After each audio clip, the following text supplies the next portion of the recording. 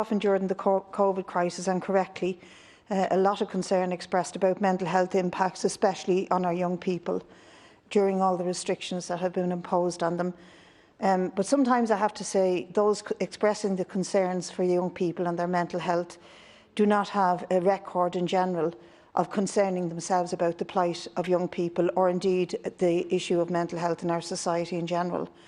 But it's no doubt that COVID has impacted on young people in a dangerous and unpredictable way, and I'm struck by the often hysterical reaction to incidents involving breaches of the restrictions, and as regrettable as they are, it's seldom that the same commentators or politicians find space or time or verbalise outrage with the same level over meat plants or construction or other vested interests in business that have done more to take culpable risks that could spread the COVID virus.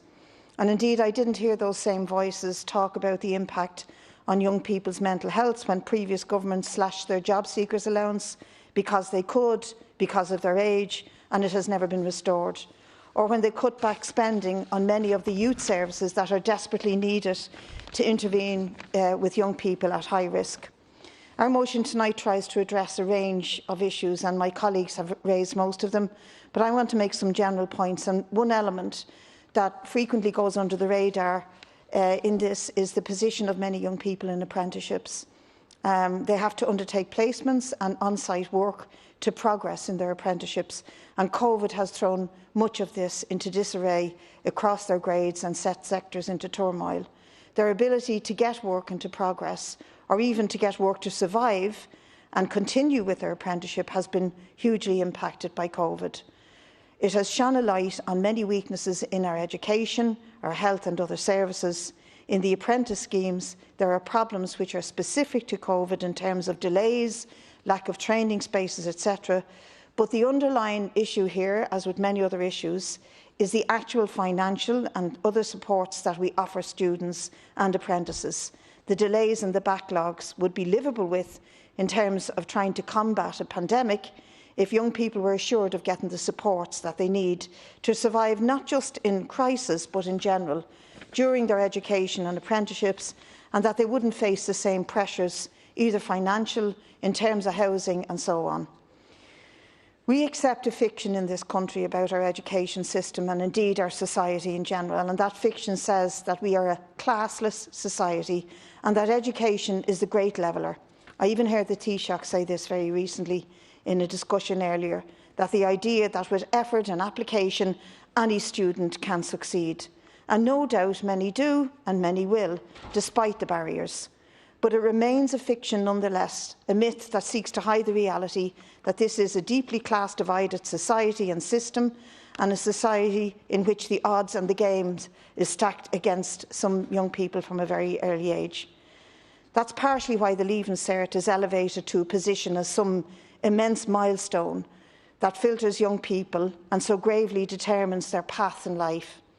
If we are truly concerned with young people's mental health, then the first step would be to scrap the Leaving Cert and to end the pressure it places on young people as some final say in what their future and their future education can be.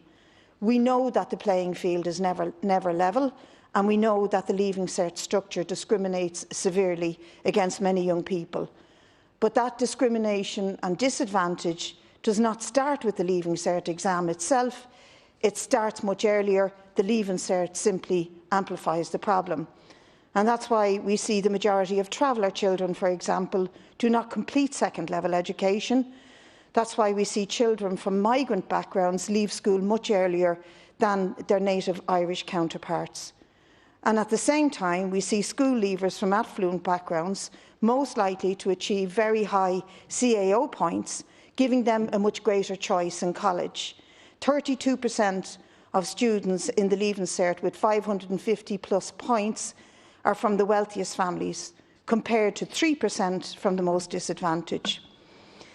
The academic Kathleen Lynch points out to us, and I just want to finish on this point, that it is not the job of a democratic government to ensure that the wealthiest can perpetuate their class privilege through inheriting excessive private wealth at the expense of precarious and low-paid workers on the one hand, and failing to intervene in educational policies that are blatantly class bias on the other hand. Thank you.